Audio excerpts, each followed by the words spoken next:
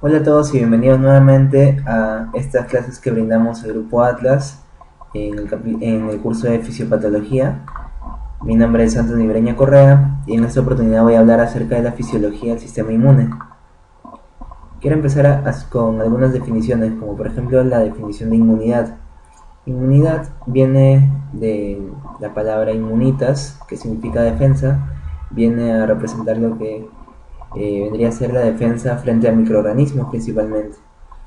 El sistema inmune es un conjunto de células, moléculas y órganos que van a permitir la defensa frente a agentes adversos. Y finalmente la respuesta inmunitaria viene a ser una acción coordinada, integrada del sistema inmune ante una agresión que muy frecuentemente viene a ser un microorganismo. O también puede ser frente a moléculas o también a sustancias ajenas o propias al cuerpo. Esta respuesta inmunitaria puede, como no puede también, producirnos algún daño. Si es que nos produce daño, estamos hablando de las enfermedades autoinmunes. Y si es que no nos produce daño, estamos hablando de un estado fisiológico, un estado normal del cuerpo. El sistema inmune se va a dividir en sistema inmune innato y sistema inmune adaptativo. La diferencia entre ambos principalmente es que en el sistema inmune innato no existe memoria y en el sistema inmune adaptativo sí existe memoria. Ahora, el sistema inmune innato es la parte del sistema inmune que se va a encargar de actuar al inicio de una infección. El sistema inmune adaptativo va a actuar luego de pasadas las horas y va a tener que ser activado por el sistema inmune innato. Es decir, el sistema inmune innato reconoce la infección, empieza a atacar la infección y luego se va a encargar de activar al sistema inmune adaptativo para que éste culmine con la respuesta inflamatoria y pueda terminar de corregir la infección. Vamos a hablar acerca de la inmunidad innata. Los componentes de la inmunidad innata son los siguientes. Empezamos con las barreras. La primera barrera es la piel o el epitelio, que están compuestos de muchas capas de células de queratinocitos, finalmente cubiertos por queratina, y esto impide el paso de bacterias por esta barrera. Cuando se pierde piel, cuando existen quemaduras grandes, existe una mayor incidencia de infecciones. Las defensinas, que son unas moléculas que tienen función antibiótica, se encuentran en la piel, y linfocitos, que se encuentran también dentro de la piel, funcionan como parte de la barrera del cuerpo. Además de estas barreras, cabe mencionar que existen lisosimas, que son unas moléculas que se encuentran en el epitelio, pero principalmente el epitelio que se encuentra en el tracto gastrointestinal y tracto respiratorio. Estas lisosimas se encargan de eliminar las bacterias, son antibióticas. En segundo lugar tenemos células que componen la inmunidad innata. Acá tenemos los granulocitos, dentro de ellos los neutrófilos, eosinófilos y basófilos. Tenemos los macrófagos, las células natural killers y también tenemos las células dendríticas, que en este momento no se encuentran formando parte de esta lista, pero también son parte de la inmunidad innata. Ya sabemos que las funciones importantes de los neutrófilos son de fagocitosis, desgranulación para destruir los patógenos. Los macrófagos tienen una función muy importante de fagocitosis y secreción de citoquinas. Las células natural killer se encargan de protegernos contra las infecciones virales y también de matar células que se encuentran con estrés. Las células dendríticas son las células presentadoras de antígeno por excelencia. Más adelante explicaré bien este proceso. En cuarto lugar tenemos las proteínas efectoras circulantes, las proteínas que forman parte de la inmunidad innata. En primer lugar tenemos las proteínas que forman parte del sistema del complemento.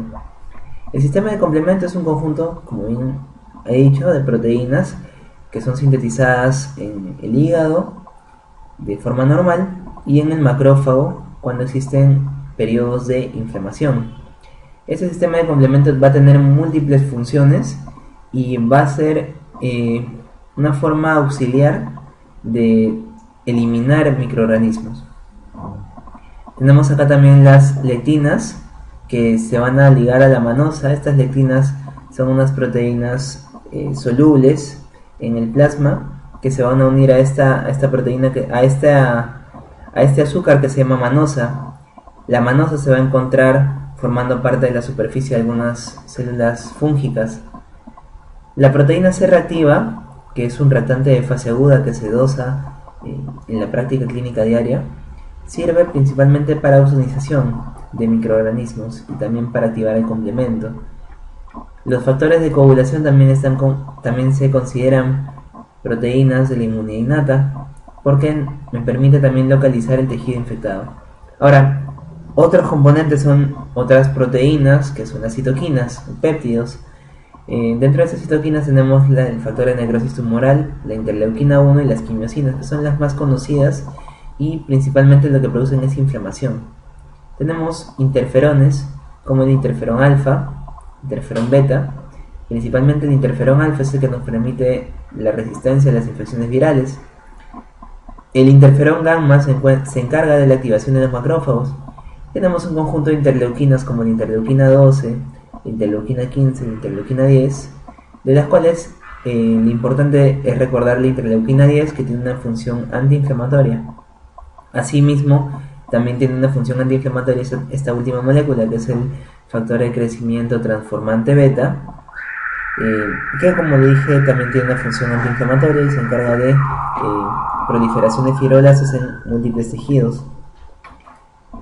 Otro componente de la inmunidad innata que no se encuentra formando parte de esta lista vienen a ser los reflejos, como por ejemplo el reflejo tusígeno, el reflejo del estornudo, el reflejo de orinar. Son reflejos del cuerpo que forman parte también de la inmunidad innata, puesto que gracias a estos reflejos vamos a eliminar gran parte de microorganismos que se encuentran formando parte de colonias en nuestro tracto gastrointestinal o tracto respiratorio, por ejemplo.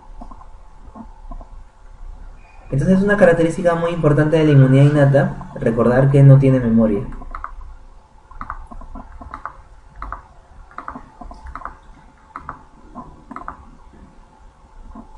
Recordar también el concepto de CD. CD viene a ser la diferenciación de grupo, o en inglés conocida como Cluster Differentiation, que vienen a ser unos indicadores, unos indicadores que se encuentran en la superficie de estas células, neutrófilos, macrófagos y natural killer, que nos van a permitir diferenciarlos en exámenes inmunológicos. Más adelante veremos un poco sobre los CDs. Acá tenemos un esquema, por ejemplo tenemos las lisosimas que les mencioné. Las lisosimas se encuentran en todas las secreciones, como por ejemplo en las lágrimas, en las secreciones bronquiales, las secreciones del tracto gastrointestinal también, ahí se encuentran las lisosimas. Las bacterias comensales también son defensas del cuerpo, puesto que no permiten el crecimiento de bacterias patógenas. Los bronquios, los cilios, el moco de los bronquios nos permiten sacar las bacterias desde adentro hacia afuera en forma de flema. Es importante también recordar la defensa de la piel, el intestino, sobre todo la parte estomacal, que tiene un pH ácido que nos protege de las infecciones gastrointestinales. Los comensales del intestino grueso, el flujo urinario, que es el principal mecanismo de defensa que tiene el ser humano contra las infecciones urinarias, y esto es importante en el caso de las mujeres, puesto que cuando las mujeres no orinan, aumenta la frecuencia, la incidencia de infecciones urinarias. También el pH bajo, pH ácido, y algunos comensales del tracto vaginal que también van a proteger contra las infecciones de algunos patógenos oportunistas. Cuando nosotros hablamos de inmunidad innata, estamos hablando de la primera respuesta que ejerce el organismo frente a un ataque de un microorganismo. Cuando hablamos de inmunidad innata, estamos hablando de estas primeras células, de los neutrófilos, los macrófagos, las células dendríticas. ¿Y estas células de qué manera van a responder? Primero tienen que reconocer a los microorganismos que conforman parte del ataque al ser humano. Entonces, ¿de qué manera pueden reconocer a esos microorganismos? Los van a reconocer por medio de estas moléculas que son expresadas en la estructura de los microorganismos. Estas moléculas se van a llamar PAMs. Los PAMs es una palabra, son siglas en inglés, significa patrones moleculares asociados a patógeno. Estos patrones moleculares asociados a patógenos son estructuras que se encuentran formando parte de los microorganismos, como por ejemplo el peptidoglicano, que se encuentra en las bacterias, los lipopolisacáridos, que son PAMs principalmente de bacterias gram negativas, el ácido lipoteicoico, que es un PAM de bacterias gram positivas, algunos péptidos con N-formilmetionilo, que son partes de bacterias, algunos glucolípidos que forman parte de micobacterias, los mananos o las manosas, que son azúcares, forman parte de las levaduras y de las micobacterias. Los lipomananos son los que forman parte de las micobacterias, específicamente hablando. Y tenemos algunos RNA de doble cadena que forman parte de algunos virus. Son PAMs de ciertos virus. Entonces, estos PAMs, estas estructuras, son estructuras, en primer lugar, son muy importantes para la supervivencia de esos microorganismos. Por lo tanto, una característica importante del sistema inmune innato, es que reconoce estructuras importantes para la supervivencia de los microorganismos. ¿Y de qué manera vamos a reconocer a estos patrones moleculares asociados a patógenos? Lo vamos a reconocer por medio de estas moléculas que se llaman receptores de PAMs o receptores de reconocimiento de patrón. Ese es el nombre, receptores de reconocimiento de patrón. Estos receptores de reconocimiento de patrón pueden ser de muchos tipos. El más conocido, el más estudiado, es el receptor de tipo TOL. El receptor de tipo TOL es un receptor que tiene 11 isotipos. Se va a encontrar en macrófagos, células dendríticas, muy importante, neutrófilos también, en células epiteliales y endoteliales. Ese es el receptor de reconocimiento de patrón más estudiado, nuevamente repito, y a su vez es el que tiene más funciones de todos. Otro receptor de reconocimiento de patrón son las lectinas, de tipo C. Estas lectinas se van a unir a la manosa. Se encargan de reconocer la manosa como patrón molecular asociado a patógeno. Otro receptor de reconocimiento de patrón son los receptores de Scavenger. Usualmente reconocen lipoproteínas oxidadas. Y tenemos otros que son menos estudiados, pero también se encuentran en investigación en el momento. Son los N-formilmet-leu-F o metionina, leucina, fenilalanina. Van a reconocer moléculas con estos residuos en algunas proteínas bacterianas.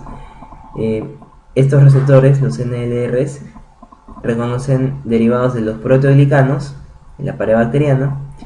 Los receptores, las proteínas portadoras de dominios de activación y reclutamiento de caspasas van a inducir la expresión de interferones de tipo 1 principalmente. Pero de acá, quedémonos con los receptores de tipo TOL. Son los receptores de reconocimiento de patrón más frecuentes, más importantes. Otro componente importante de la inmunidad innata es el sistema de complemento. Como ya dije, este sistema de complemento es un conjunto de proteínas que son formadas en el hígado en estados normales y en los macrófagos en estados de inflamación. Estas proteínas hacen un equipo. Y vamos a empezar nombrando la primera proteína importante del sistema de complemento, que viene a ser la C1. Esa C1 va a ser una proteína de estructura cuaternaria múltiple que se encuentra formada por tres partes principalmente, el C1Q, el C1R y el C1S. Existen dos bandas de C1R y dos cadenas de C1S. Por lo tanto será C1Q, R2, S2, de esa manera se conoce. Entonces, la función del C1Q va a ser la de ligarse a un complejo inmune. ¿Y a qué se le denomina complejo inmune? Complejo inmune se le denomina a la unión de un antígeno, que puede ser una bacteria, un hongo, por ejemplo, con un anticuerpo. Y estos anticuerpos son moléculas, son proteínas secretadas por las células plasmáticas que forman parte de la inmunidad adaptativa. Por lo tanto, entonces, si yo estaba hablando de inmunidad innata, ¿por qué ahora me meto a hablar de inmunidad adaptativa? Porque la inmunidad innata y la adaptativa se encuentran en una relación, siempre se encuentran en una relación. Entonces, algunos anticuerpos, por ejemplo los anticuerpos de tipo IgM, son anticuerpos que se secretan de forma aguda, no requieren una mayor activación del sistema inmune adaptativo. Estos anticuerpos de tipo IgM se pueden unir a la superficie bacteriana, por ejemplo, formar un complejo antígeno-anticuerpo, también llamado complejo inmune, y este complejo inmune va a ser reconocido por el componente Q del C1 del complemento. Por lo tanto, el C1Q, al unirse a este complejo antígeno-anticuerpo, va a desencadenar la cascada del complemento. Es una forma de activación de la cascada del complemento. Y este R2S2, ¿para qué me sirve? Tiene una función enzimática, que ahora la vamos a ver. Entonces, para hablar un poco sobre la función del C1, componente C1 del complemento, estamos diciendo que el C1 se va a unir a un complejo inmune, un complejo antígeno-anticuerpo, y a su vez este complejo antígeno-anticuerpo, al unirse a la parte Q del C1, va a hacer que el C1 se active, y la parte R2S2 del C1 va a tener una función enzimática. Esta enzima R2S2 del complejo C1 se va a encargar de unirse al C4 en primer lugar. Viene el C4, se une al C1 y va a ser clivado. Clivado significa lo mismo que ser cortado. Entonces el C4 va a ser cortado en C4b y C4a. El C4b se va a quedar junto con el C1 y el C4a se va a ir. Este C1 R2S2 va también a clivar al C2. Entonces el C2 se va a convertir en C2b y C2a.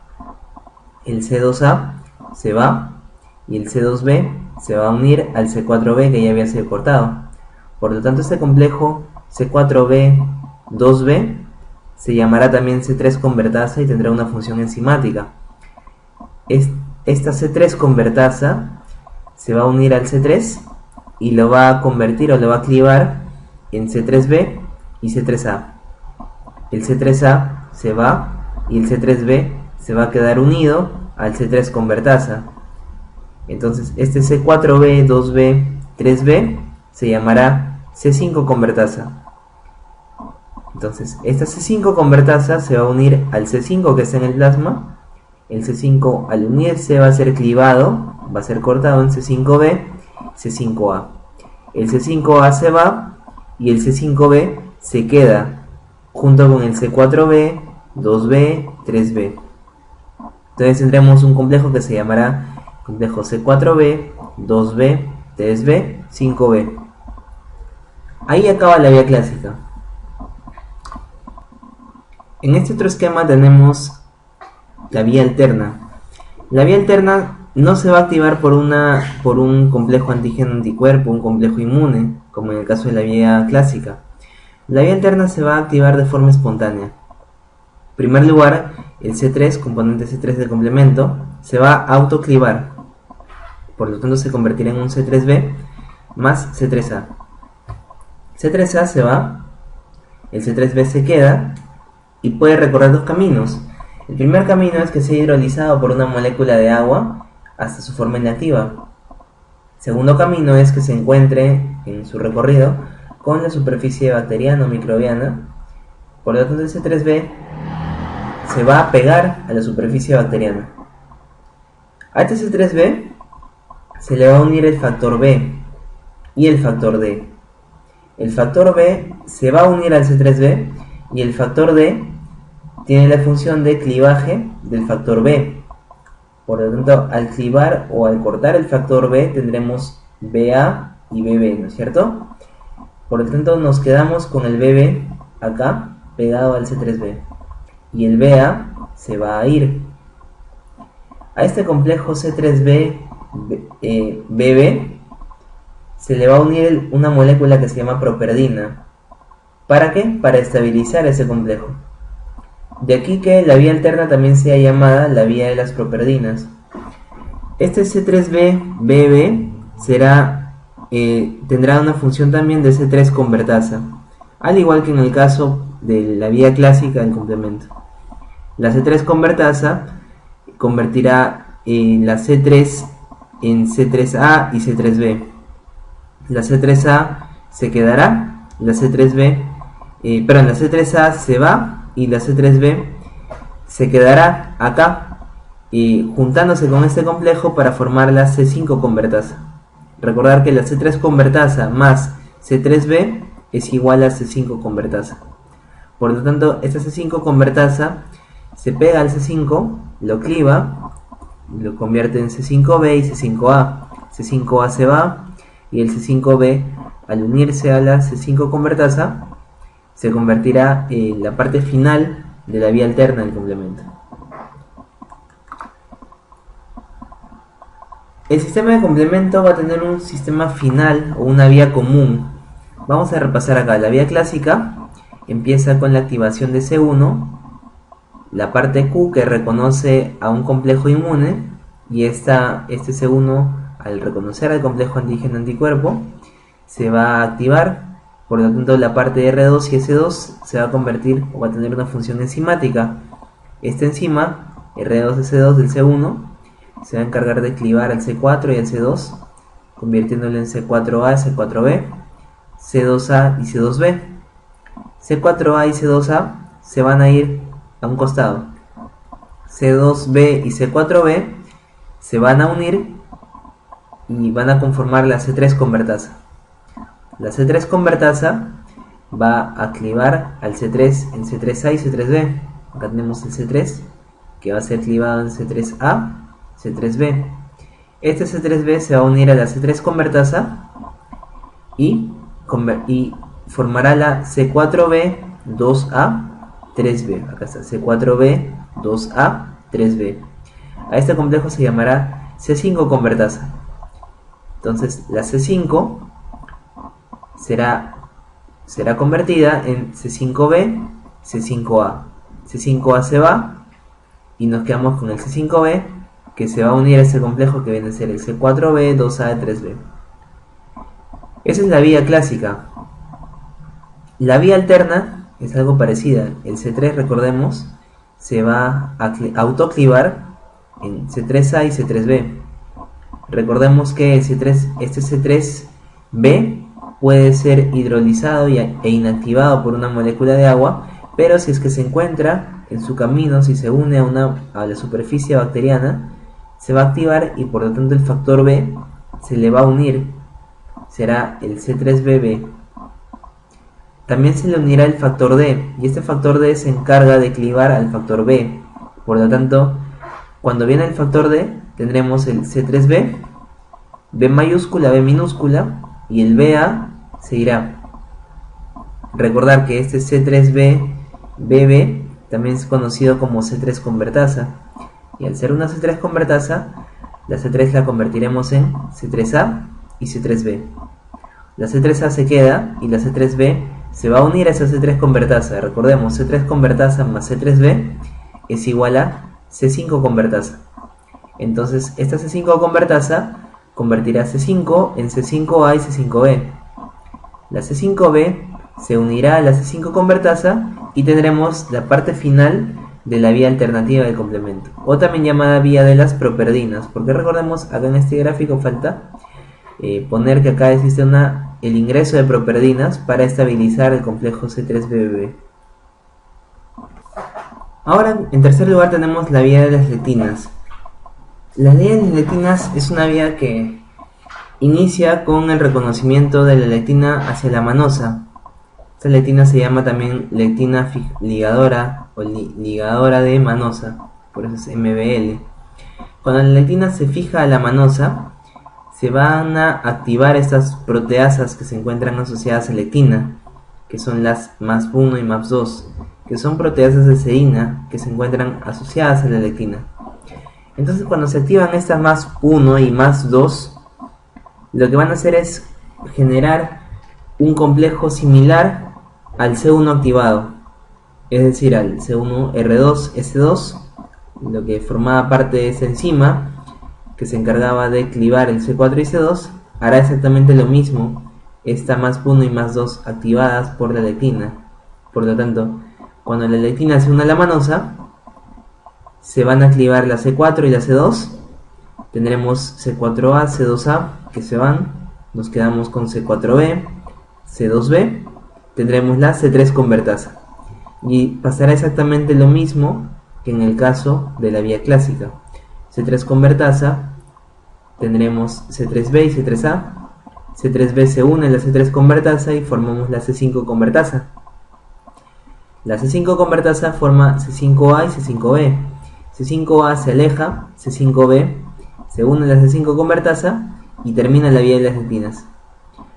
Cuando tenemos formado el C5B, cuando se forma el C5B, inicia la vía común. Ahora, es un dato importante recordar que la vía de las lectinas nos sirven para estos patógenos, como por ejemplo Salmonella, Listeria, Cryptococcus, que es un hongo, Neisseria, y Candida albicans, que es muy importante. Una vez que hemos llegado a la vía común, esta vía común inicia con la formación de C5B. Al C5B se le van a unir las otras proteínas del complemento, que son C6, C7, C8 y C9. Entonces tendremos un complejo que se llama C5B, C6, C7, C8 y C9. Este complejo se va a llamar complejo de ataque a la membrana, y lo vamos a ver acá.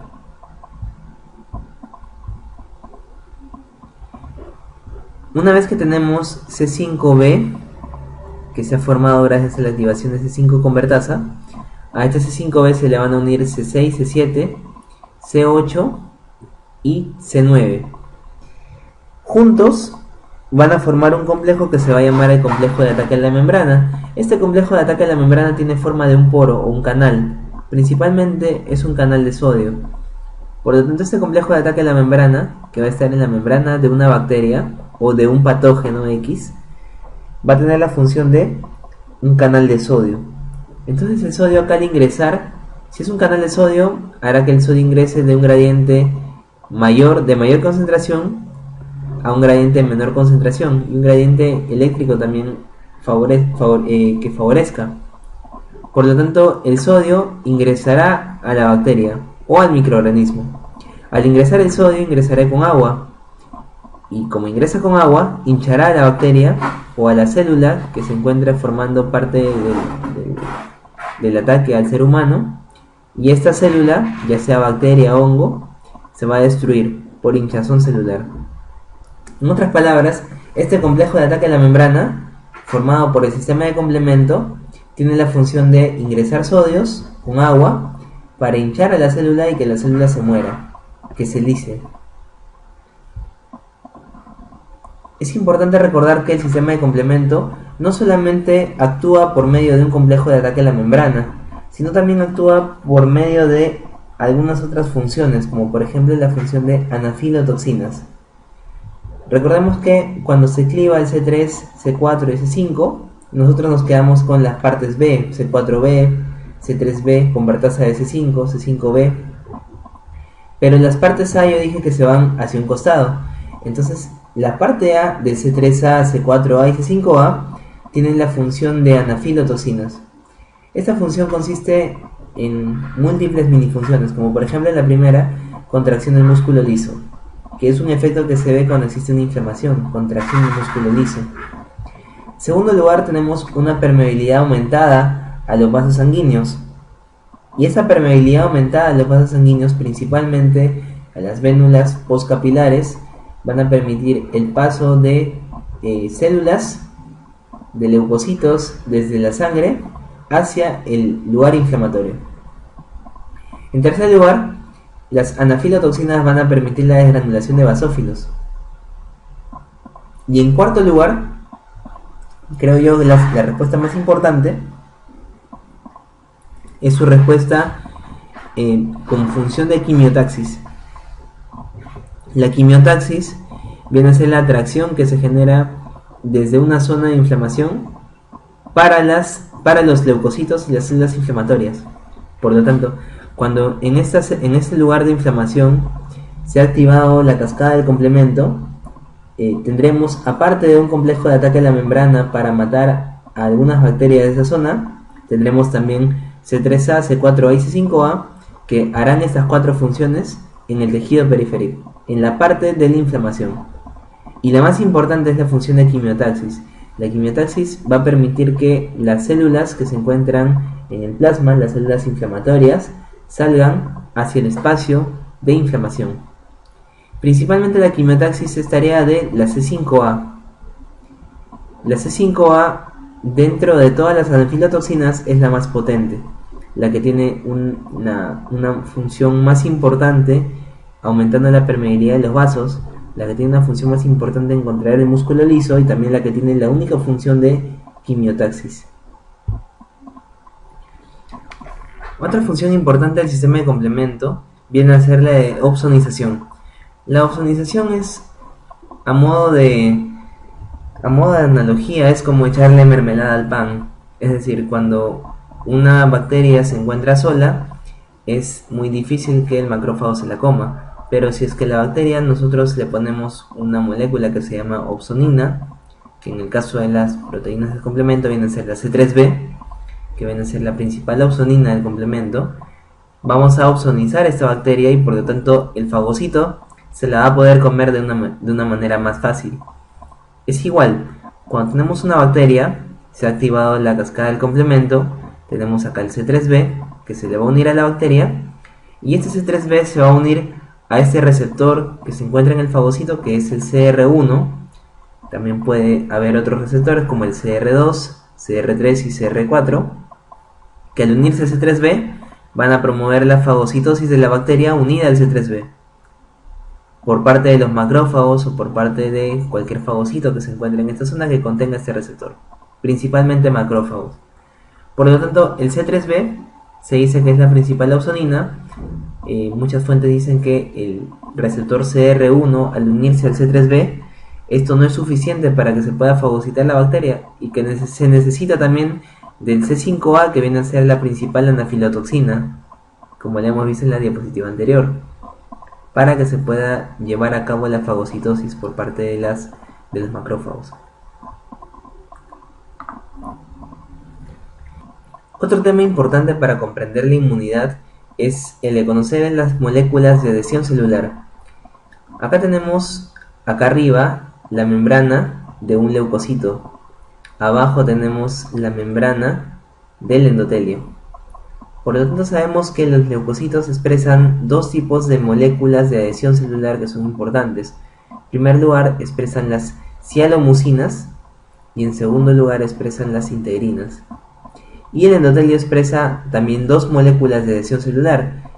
Una son las selectinas y dos las inmunoglobulinas o los CAMs, que vienen de la superfamilia de las inmunoglobulinas. ¿Para qué me sirve conocer estas moléculas de adhesión celular? Me sirve para conocer el mecanismo por el cual los leucocitos van a migrar desde el espacio intravascular hacia el espacio intersticial, en donde se está realizando la inflamación del momento. Recordar que las selectinas se van a unir a las cialomucinas y las integrinas se van a unir a las inmunoglobulinas. S con S e I con I. Acá estamos en una vénula postcapilar. En la vénula postcapilar es donde ocurre la migración de los leucocitos. Entonces vamos a ver acá lo siguiente. Los macrófagos, cuando fagocitan un microbio, recordemos que los macrófagos tisulares son los primeros en interactuar con los microorganismos que vienen desde afuera. Los macrófagos tienen la función de fagocitosis, entonces al fagocitar estos microorganismos, los macrófagos tienen una poca acción microbicida, entonces no los van a poder matar. Al no poder matarlos, los macrófagos van a pedir ayuda. ¿Y de qué manera piden ayuda?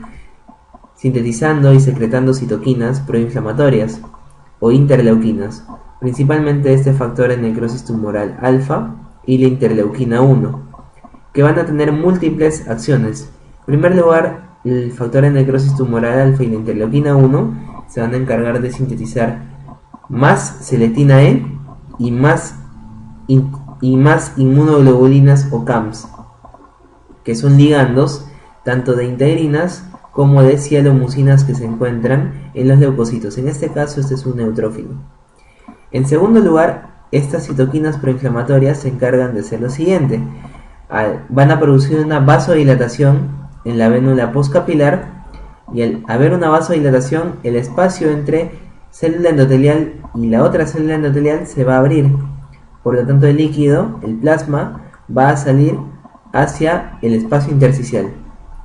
Al salir el plasma hacia el espacio intersticial, esta célula va a pegarse hacia la pared, porque tiene menos líquido para poder circular. Por lo tanto, al pegarse a la pared, que es una pared que se encuentra con una gran cantidad de selectinas y de integrinas o CAMs, van a interactuar los ligandos con los receptores. Interactuarán las cialomucinas con las selectinas e interactuarán las integrinas con las inmunoglobulinas. Recordemos que en una primera instancia, las integrinas de los leucocitos eran integrinas de baja afinidad. Pero por acción de estas citoquinas, estas integrinas se vuelven integrinas de alta afinidad. Por lo tanto, estas integrinas empezarán a interactuar con las inmunoglobulinas que se encuentran en el endotelio, y como hay poco plasma, estas células empezarán a rodar, estableciéndose un primer estadio que se llama rolling o rodamiento, fase de rodamiento. En segundo lugar, estas células, estos neutrófilos o leucocitos en general, van a modificar su forma. De lo que son redondos van a pasar a ser alargados, y esto conforma una adhesión estable. ¿Por qué? Porque las integrinas, que ahora son integrinas de alta afinidad, se van a unir con mayor fuerza a las inmunoglobulinas o CAMs de las células endoteliales. Y luego finalmente se va a dar la migración por sí misma. Es decir, este neutrófilo que se ha elongado va a pasar por este espacio entre las dos células endoteliales que hemos dicho que se abren, en primer lugar para que pase el plasma y en segundo lugar para que pasen los leucocitos. Entonces los leucocitos van a pasar hacia el espacio intersticial, en primer lugar por acción de los macrófagos, porque los macrófagos los llaman pidiendo ayuda, a través de las citoquinas factores de necrosis tumoral alfa, interleuquina 1. Esto va a hacer, en primer lugar, vasodilatación con paso del plasma desde el espacio intravascular al espacio intersticial, y en segundo lugar va a permitir una síntesis mayor de selectinas e inmunoglobulinas, y en tercer lugar va a convertir las integrinas que eran de baja afinidad a integrinas de alta afinidad para que permitan el rodamiento, la adhesión estable, el cambio conformacional del neutrófilo hacia una forma elongada y el paso o la migración directa desde el neutrófilo desde el espacio intravascular hacia el espacio intersticial, para que ayude en la respuesta inflamatoria contra este germen. En esto consiste la migración de leucocitos. Recordar la idea que la primera célula inmune que va a actuar frente a las bacterias va a ser el macrófago tisular. Este macrófago tisular va a llamar a los neutrófilos van a acudir en su ayuda, y esta va a ser la primera fase de la respuesta innata. Acá tenemos una imagen del neutrófilo con la célula endotelial. Primero las cialomucinas se tienen que unir a las selectinas de tipo E. En segundo lugar, las integrinas pasan de ser unas integrinas de baja afinidad a ser unas integrinas de alta afinidad. Por lo tanto, son integrinas que se van a unir con mayor afinidad a las inmunoglobulinas y le van a permitir la elongación del neutrófilo para que pueda atravesar entre dos células endoteliales. Otro concepto importante de recordar de la inmunidad innata es el de las células natural killer. Las células natural killer tienen, como ya les dije, una función importante tanto en la defensa contra células infectadas con virus y también en la defensa contra células estresadas o células con estrés. Principalmente las células natural killer van a matar tanto a las células virales y las células con estrés. Otra función importante de los natural killer es que van a ser los primeros activadores de los macrófagos. Es decir, las células natural killer le van a dar interferón gamma a los macrófagos dentro de la respuesta inmune innata para aumentar la capacidad microbicida de los macrófagos. En otras palabras, cuando le damos interferón gamma a los macrófagos que son fagocitos van a tener una mayor capacidad microbicida y van a poder efectuar una respuesta más eficiente contra los microorganismos. Entonces de eso también se encargan las natural killers, son las que le dan la primera activación a los macrófagos dentro de la respuesta inmune innata. Finalmente tenemos acá una imagen de una célula dendrítica. Las células dendríticas se encuentran en la piel, en las mucosas del organismo, formando parte de la primera respuesta inmunitaria, y son las células del sistema inmune innato que tienen la función de activar el sistema inmune adaptativo. Acá tenemos una imagen histológica de una célula de Langerhans, que viene a ser la célula dendrítica que se encuentra en la epidermis. Entonces acá voy a esquematizar básicamente lo que ocurre en el sistema inmune a grandes rasgos, tanto el innato como el adaptativo, para que se pueda entender de una manera más fácil.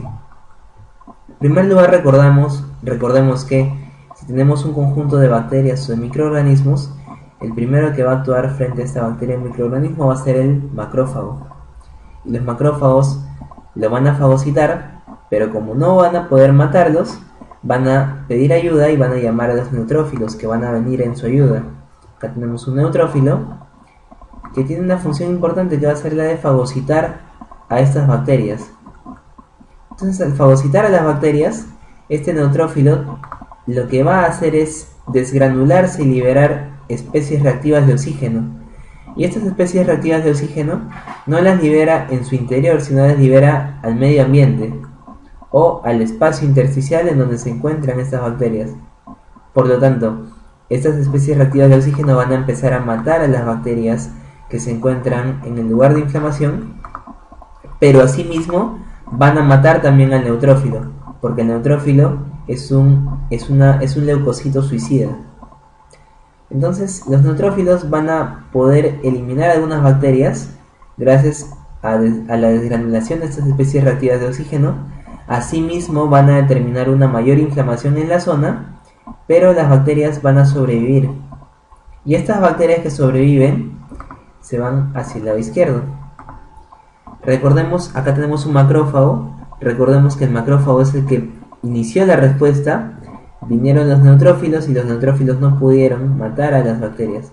Por lo tanto, el macrófago lo que hará acá es fagocitar a la bacteria, que es lo único que puede hacer.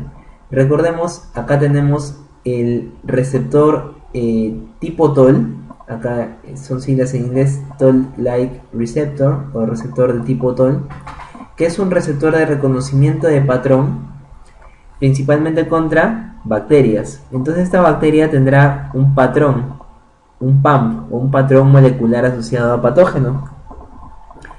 Entonces, al tener esta bacteria un PAMP y este macrófago un receptor de reconocimiento de patrón, que es el receptor de tipo TOL, reconocerá a esta bacteria y la bacteria será fagocitada. Una vez que esta bacteria es fagocitada, recordemos que el macrófago no la puede matar porque su capacidad microbicida es pobre, a no ser que venga una célula natural killer, lo active y pueda hacer que el macrófago elimine esta bacteria. Sin embargo, lo que usualmente ocurre es que este macrófago no puede matar a esta bacteria. Entonces, como tercer paso, este macrófago se va a encargar de activar a una tercera célula, que va a ser la célula dendrítica. Entonces el macrófago va a presentar esta bacteria, va a presentar una parte de la bacteria como parte del PAMP o patrón molecular asociado a patógeno. La célula dendrítica reconocerá a este PAMP por medio de su receptor de tipo TOL Por lo tanto, esta PAMP o esta estructura bacteriana va a ser fagocitada nuevamente por la célula dendrítica porque ha sido presentada por el macrófago. Entonces la célula dendrítica, al fagocitar esta bacteria nuevamente, va a volver a migrar. Entonces de acá tenemos el concepto siguiente. Existen unas células que se llaman células presentadoras de antígenos. Estas células presentadoras de antígenos son células de la inmunidad innata que se encargan de coger un antígeno, fagocitarlo y presentarlo a una célula siguiente. Las células presentadoras de antígenos son los macrófagos y las células dendríticas. Y los linfocitos B también se encuentran adentro, pero cumplen una función diferente. En el caso de los macrófagos fagocitan a la bacteria y le presentan la bacteria a la célula dendrítica. La célula dendrítica fagocita esa bacteria y se la va a presentar luego a una célula siguiente que lo vamos a ver en el siguiente esquema. Por lo tanto, acá tenemos dos células presentadoras de antígeno. Y estas células presentadoras de antígeno, ¿de qué manera captan el antígeno? Por medio del receptor de tipo TOL para fagocitar esta bacteria. Acá también vemos receptor de tipo TOL, fagocitosis de esta bacteria.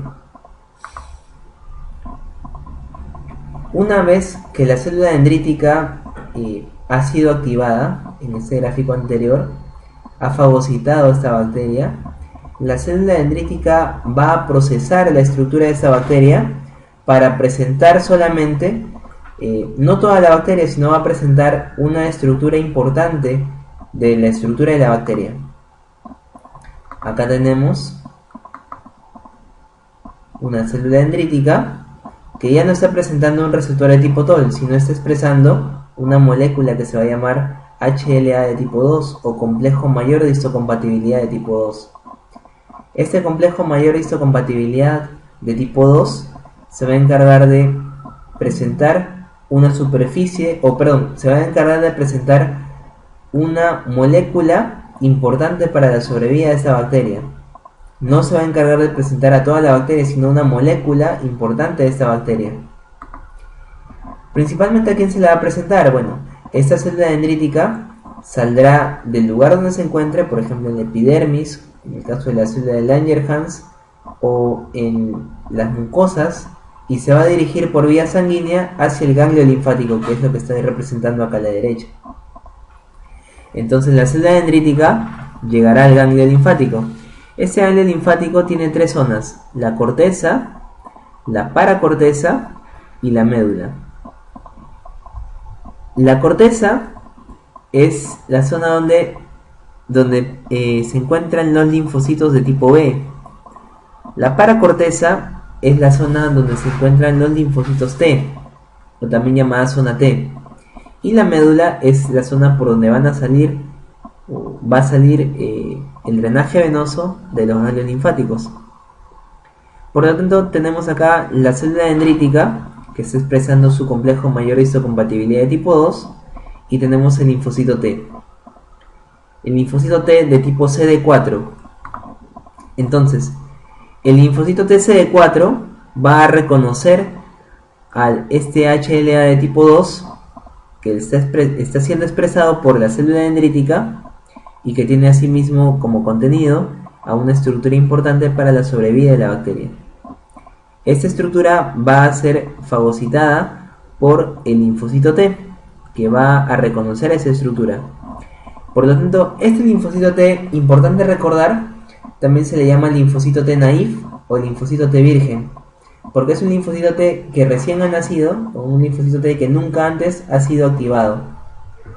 Por lo tanto, este linfocito T, al ser activado, al luego de haber fagocitado esta proteína o esta estructura importante, este linfocito T se va a activar, y al activarse se va a multiplicar. Y acá vemos muchos linfocitos T del mismo tipo y de la misma familia. A este mecanismo se le va a llamar expansión clonal. Luego de que el linfocito T se ha expandido de forma clonal, es decir, ha formado clones del mismo tipo de linfocito con la misma información, es decir, con información importante de esta bacteria, este linfocito T va a tener tres vías o tres caminos. Primer camino, este linfocito T va a viajar hacia la corteza para activar al linfocito B. En segundo lugar, este linfocito T va a viajar por vía sanguínea hacia la zona de la inflamación. Y en tercer lugar, este linfocito T se va a quedar en la paracorteza formando parte de los linfocitos T de memoria. Entonces los linfocitos T, al ser activados por las células dendríticas, van a tener tres caminos. En primer lugar, van a formar linfocitos T, o van a formar clones iguales. A esto se le llama expansión clonal. En segundo lugar, van a tener tres caminos. El primero va a ser dirigirse hacia la corteza para activar a los linfocitos B. En segundo lugar, se van a ir por vía sanguínea hacia el sitio de inflamación. Y en tercer lugar, se van a quedar en forma de linfocitos T de memoria. Los linfocitos T que van a salir al lugar de inflamación van a interactuar con los macrófagos. Recordemos que estos macrófagos tienen una capacidad fagocítica fuerte, pero no tienen una capacidad microbicida fuerte. Por lo tanto, estos linfocitos linfocitos T que han llegado a la zona de inflamación se van a encargar de interactuar con los macrófagos. ¿De qué manera? Por acción de este receptor de células T, TCR o receptor de células T, va a interactuar con el HLA de tipo 2 que va a expresar el macrófago. Van a tener una segunda señal o una coseñal que viene a ser la expresión del CD40 por parte del macrófago y la expresión del CD40 ligando por parte del linfocito T, CD4. Y en tercer lugar, después de que ha habido una coseñal coestimulatoria, el linfocito T le va a dar interferón gamma al macrófago. Y recordemos que la otra célula que le daba interferón gamma al macrófago era el linfocito natural killer. Pero en este caso el que le está dando el interferón gamma es el linfocito T, CD4. Por lo tanto estamos activando acá el macrófago, aumentando su capacidad microbicida. Por lo tanto este macrófago en tejido periférico va a tener una mejor acción y va a poder defendernos contra las infecciones. Luego de que el linfocito T sea activado, esto va a hacer nuevamente, repito, que el macrófago aumente su capacidad microbicida. Luego de esto, recordemos que el linfocito T también se va hacia la corteza para activar al linfocito B. Y esta activación del linfocito T hacia el linfocito B se va a resumir en lo siguiente. El linfocito T expresará su receptor de células T, el linfocito B expresará un receptor de inmunoglobulina que se va a encargar de interactuar con este TCR. Al expresar este receptor, al haber esa primera interacción, habrá una segunda interacción, una coseñal, donde el linfocito B va a expresar CD40 y el linfocito T va a expresar CD40 ligando. Después de esta coseñal, el linfocito T le va a brindar interleuquina 12 al linfocito B. Y al brindarle interleuquina 12 al linfocito B, va a activar al linfocito B. Recordemos que el linfocito B tiene dos inmunoglobulinas que son estructurales, que son la inmunoglobulina M y la inmunoglobulina D. Al ser activado por la interleuquina 12, el linfocito B se va a activar y se va a convertir en una célula plasmática. Es decir, va a salir del ganglio y se va a dirigir hacia la sangre. Por eso se le va a llamar célula plasmática. Va a perder esas dos inmunoglobulinas estructurales y va a ganar esta inmunoglobulina G, que es una inmunoglobulina específica contra la estructura del antígeno que ha sido reconocido previamente. Entonces, el linfocito B, al ser activado por el linfocito T, perderá sus dos inmunoglobulinas estructurales, que son la M y la D, y ganará la inmunoglobulina G, que es la inmunoglobulina específica contra el antígeno. De esa manera es como se activa el linfocito B.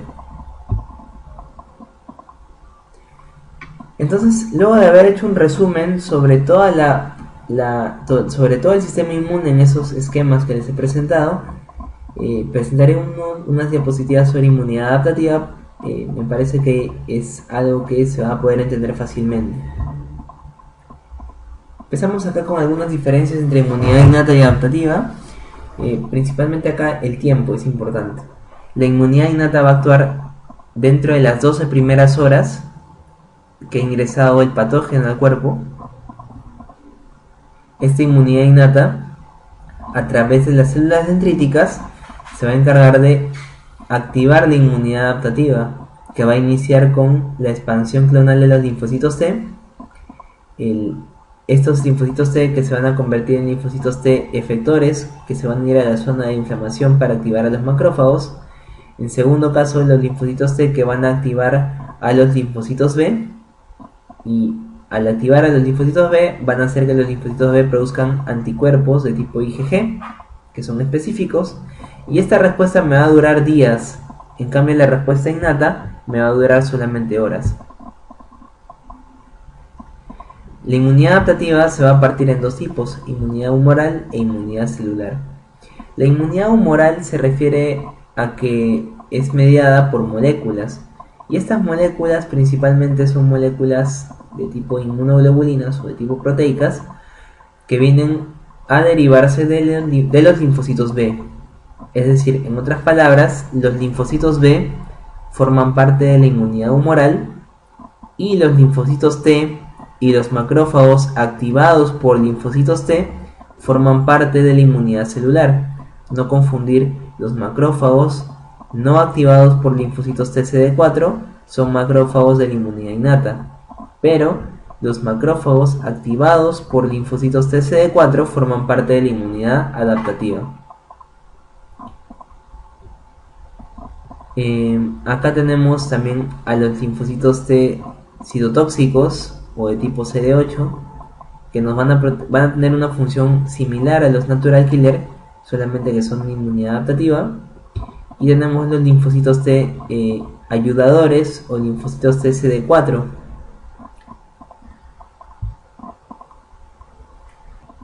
Es importante recordar algunos conceptos sobre inmunoglobulinas. ¿Qué puedo decir sobre inmunoglobulinas? Para empezar, que existen 5 tipos. La inmunoglobulina de tipo A, que es un dímero cuando se secreta y es un monómero cuando se encuentra en la sangre.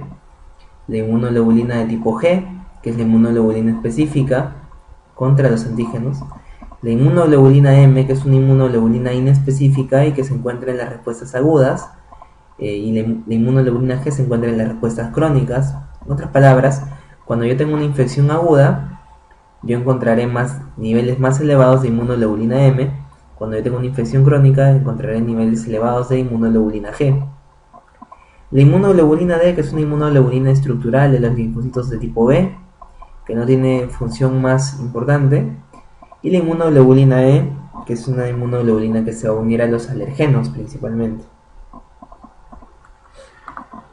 Recordar acá algunas funciones sobre inmunoglobulinas. Recordar que la inmunoglobulina M activa la vía clásica de complemento, y la inmunoglobulina G, sobre todo los tipos G1 y G3, también activan la vía clásica de complemento. ¿De qué manera? Como son inmunoglobulinas, son anticuerpos, se van a unir a sus antígenos. Y recordar que el complejo antígeno-anticuerpo o complejo inmune activa la vía clásica del complemento. La inmunoglobulina G también va a ozonizar antígenos para fagocitarlos. Es una opsonina importante. También la inmunoglobulina G va a activar a las células natural killer o los macrófagos, dependientes de estos anticuerpos, que son la IgG. También la IgG es importante porque pueden pasar a través de la placenta. Son anticuerpos que pasan a través de la placenta y son anticuerpos que le van a permitir al neonato tener inmunidad. Y esto es importante también para algunas enfermedades como la incompatibilidad que se puede tener entre la sangre de la madre y la sangre del feto, que la IgG puede pasar a través de la placenta y puede generar algunas enfermedades tipo itéricas, de ictericia. La IgG también tiene una función de inhibir por retroalimentación la activación de los linfocitos B. Se hace un feedback negativo. La inmunoglobulina M principalmente se encarga de activar la vía clásica del complemento. La inmunoglobulina A es una inmunoglobulina que se va a secretar en las mucosas. Principalmente se secreta en los tractos digestivos, tracto respiratorio, y se encarga de unirse a los microorganismos que se encuentran en esta zona para hacerlos precipitar. Principalmente de esa manera actúa la inmunoglobulina A. La inmunoglobulina A es la inmunoglobulina que le pasa a la madre al recién nacido en la lactancia materna. Es la única defensa que tienen los recién nacidos frente a las infecciones, y es por eso que es muy importante la lactancia materna exclusiva. La inmunoglobulina E, como ya les he dicho, se va a unir principalmente a alergenos y se va a encargar de la respuesta alergénica o alérgica dependiente de la desgranulación de mastocitos, desgranulación que van a liberar finalmente histamina. Y la inmunoglobulina D viene a ser un receptor de células B que usualmente no tiene una función más importante, es una inmunoglobulina estructural y se encuentra en las células B vírgenes o que se encuentran en la corteza del ganglio, que es lo que hemos visto en el esquema que les presenté anteriormente. La inmunización es un proceso que sirve para hacer que el cuerpo tenga sus propias defensas, en otras palabras. Entonces la inmunización va a utilizar principalmente el sistema inmune adaptativo. Recordemos que el sistema inmune adaptativo genera memoria. Por lo tanto existen dos tipos de inmunización: inmunización activa e inmunización pasiva. La inmunización activa consiste en inocular bacterias o virus atenuados al organismo, ya sea un ratón o en nuestro caso el ser humano. Cuando nosotros aplicamos un virus o bacteria atenuada o una bacteria que se encuentra, si es que damos la estructura bacteriana, el organismo se va a encargar de producir anticuerpos contra este germen. Y estos anticuerpos, como tienen un efecto de memoria tanto de los linfocitos B como de los linfocitos T, vamos a tener una respuesta de memoria, y esta memoria nos va a permitir defendernos contra las infecciones futuras provenientes de estos microorganismos. Por lo tanto, se generará memoria en una inmunización activa que viene a ser por inocular virus y bacterias atenuadas. Y se produce especificidad puesto a que el sistema que está activado es el sistema inmune adaptativo, que es un sistema específico. Un dato que no mencioné desde un principio es que el sistema inmune innato y el sistema inmune adaptativo, aparte del hecho de la memoria, se diferencian también del sistema inmune innato. Tienen la capacidad para reconocer aproximadamente 10.000 tipos de moléculas diferentes de patógenos. En cambio, el sistema inmune adaptativo tiene la capacidad de reconocer aproximadamente 10 millones de moléculas diferentes de patógenos, lo que lo hace más específico. Por lo tanto, todas las respuestas en las que se encuentre inmiscuido el sistema inmune adaptativo, diremos que son respuestas específicas. La inmunidad pasiva consiste en inocular anticuerpos al organismo. Por lo tanto, al dar anticuerpos al organismo, estamos teniendo una respuesta inmune específica, sí, pero no de memoria, porque si es que estamos dando anticuerpos, no permitimos que el organismo secrete sus propios anticuerpos. Por lo tanto, no existirán linfocitos B de memoria, ni tampoco los linfocitos T de memoria. Por lo tanto, una inmunidad pasiva que se consigue dando anticuerpos no dará memoria, y una inmunidad activa que se consigue dando bacterias y virus atenuados sí generará memoria.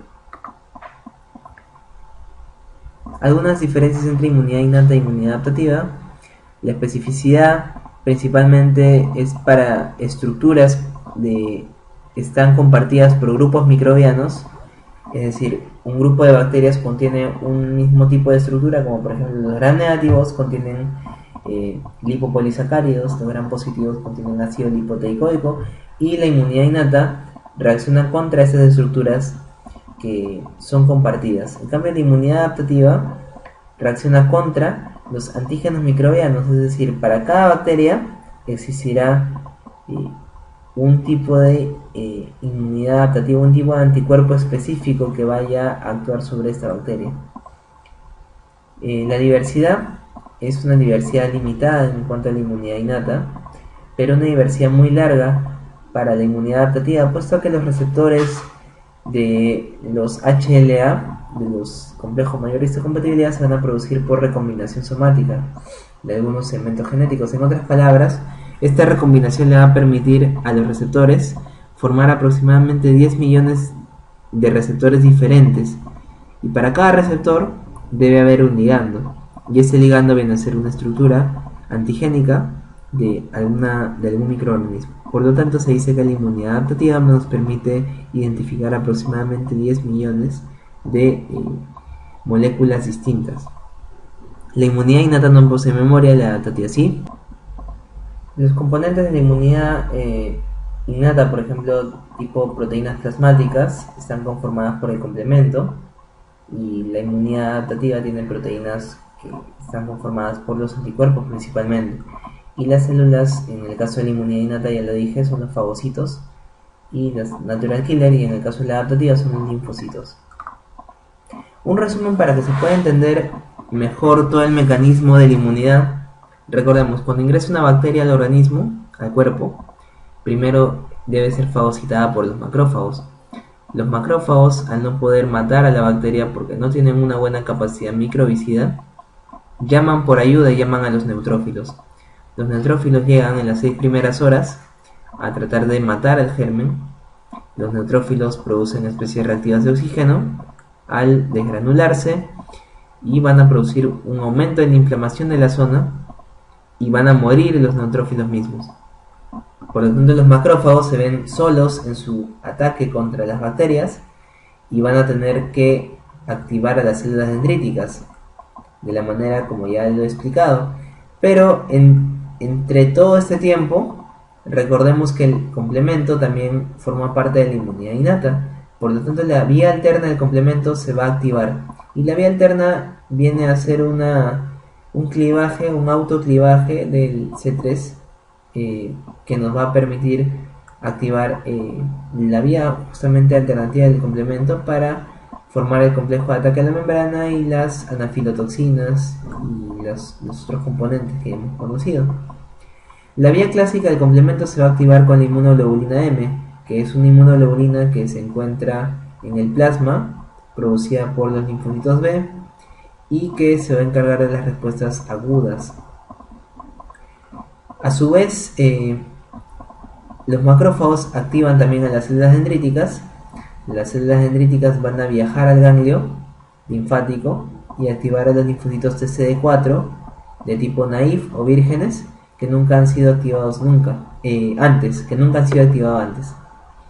Estos linfocitos TCD4 se van a activar, van a hacer expansión clonal, es decir, van a formar clones de linfocitos TCD4 y luego se convertirán en linfocitos T efectores, que van a tener 3 vías diferentes. Una vía es la de activar al linfocito B, la otra vía es la de dirigirse hacia el lugar de inflamación para activar a los macrófagos y darle una mayor actividad microbicida, y una tercera vía es quedarse como linfocitos T de memoria. Luego de que los linfocitos T han activado a los linfocitos B se convertirán en células plasmáticas, disminuirán su producción de inmunoglobulina D e inmunoglobulina M y producirán inmunoglobulina G1 e IgG3. Estas dos inmunoglobulinas junto con la IgM tienen la función de activar el complemento. Entonces estas IgG1 e IgG3 van a activar el complemento, la vía clásica, porque es una vía activada por un complejo inmune, y el complemento va a seguir su función durante la respuesta adaptativa también. Entonces se activa la vía clásica del complemento y tenemos un ataque a las bacterias por muchos frentes. Uno de los frentes es los macrófagos que las fagocitan y ya aumentaron su capacidad microbicida por la activación de los linfocitos T, CD4.